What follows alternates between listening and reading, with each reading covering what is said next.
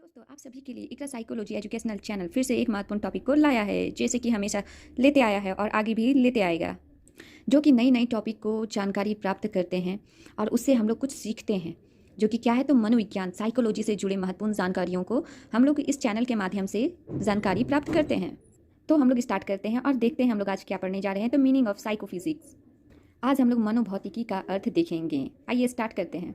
जैसे कि आपको स्क्रीन में दिख रहा, मनोभौतिकी का इंग्लिश या अंग्रेजी रूपांतरण साइकोफिजिक्स है, जो स्पष्टतः दो पदों मतलब टर्म्स के मिलने से बनता है। साइको प्लस फिजिक्स, साइको का पद का अर्थ अनुभव से होता है तथा फिजिक्स पद का अर्थ उद्दीपक से है, जिससे व्यक्ति में अनुभव उत्पन्न होता है। 1860 में जर्मन भौतिक के शास्त्री फिजिसिस्ट G.T. फैक्नर ने मनोभौतिकी शब्द का प्रयोग अपनी पुस्तक एलिमिनेट ऑफ साइकोफिजिक्स में किया था।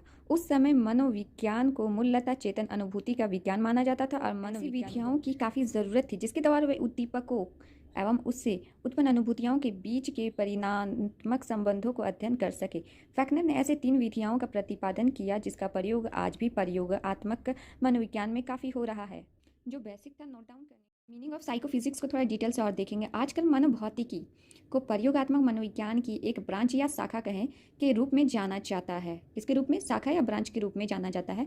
मनोदैहिकी की परिभाषा करते हुए यह कहा जा सकता है, इस शाखा में उद्दीपक स्टिमुलस तथा उससे उत्पन्न होने वाली अनुभूतियों मतलब एक्सपीरियंस में परिणात्मक संबंधों का अध्ययन किया जाता है। उद्दीपक की तीव्रता में वृद्धि होने से अनुभूति मतलब एक्सपीरियंस में भी तीक्ष्णता आती है?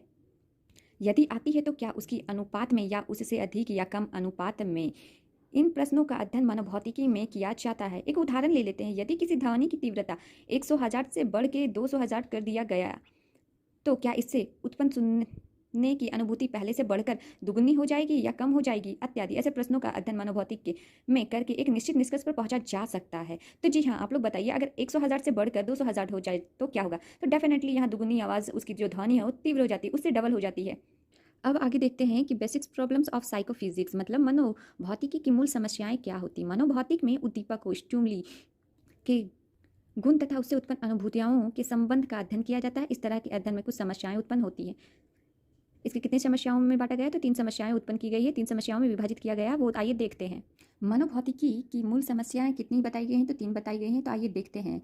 अल्पतम उद्दीपकों की पहचान से संबंधित समस्या। यहाँ कहा जा रहा है problems relating to detections to minimal stimuli. यहाँ कह रहा है अल्पतम उद्दीपकों की पहचान से संबंधित समस्या। कुछ समय के लिए जो उद्दीपक आते हैं उससे क्या क्या समस्याएं हमारे उत्पन्न होती हैं। तो जैसे प्रत्येक ज्ञान इंद्रिया मतलब सेंस ऑर्गन्स को उत्तेजित करने के लिए एक न्यूनतम या अल्पतम तीव्रता की उद्दीपक की जरूरत होती है। यदि उद्दीपक इस न्यूनतम तीव्रता का होता है मतलब कम समय के लिए होता है, तब तो व्यक्ति उसकी पहचान कर लेता है। तब तो व्यक्ति इसकी पहचान कर लेता है। उद्दीपक के इस न्यूनतम स्तर को सीमांत उद्दीपक कहा जाता है। इसका एक उदाहरण ले लेते हैं और देखते हैं। आशा करती हूँ कि उदाहरण से आप लोगों को क्लियर हो जाएगा। देखते हैं। किसी उद्दीपक की पहचान करने के लिए न्यूनतम स्तर कितना हो कि उससे ऊपर के स्तर की उद्दीपक को वह आसानी से पहचान सके तथा नीचे के स्तर के उद्दीपक को वह आसानी से ना होने की पहचान कर सके। इन समस्याओं की जटिलता इस कारण से और भी बढ़ जाती है कि अनुक्रिया उत्पन्न करने के लिए उद्दीपक का जो अल्पतम स्तर होता है वह परिस्थिति के अनुसार बदलता रहता है। ये नहीं देखेंगे कि परिस्थिति कैसा भी हो और वही अल्पतम स्तर बदलता नहीं हो। नहीं, अल्पतम स्तर परिस्थिति के हिसाब से बदलता भी है। अब आते हैं इसकी दूसरी समस्याओं में। वो क्या है? अल्पतम उद्दीपक अंतर की पहचान से संबंधित समस्या।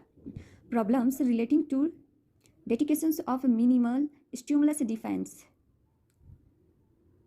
यहाँ कहा गया है कि मनोभौतिकी की दूसरी समस्या जो उद्दीपक के बीच के उन न्यूनतम स्तर की पहचान से संबंधित है जिस पर व्यक्ति पूरी विश्वास के साथ अनुक्रिया मतलब रिस्पॉन्स करता है। इस तरह के अंतर का अध्ययन करने में मनोभौतिकी के सामने बहुधा मतलब बहुत तरह के प्रश्न उत्पन्न होते हैं। एक ही संवेदी क्षेत्र जैसे दृष्टि क्षेत्र के दो उद्दीपकों जैसे दो भिन्न वॉट के बल्ब की रोशनी के बीच वह न्यूनतम अंतर कौन सा है जिसकी पहचान व्यक्ति कर सकता है।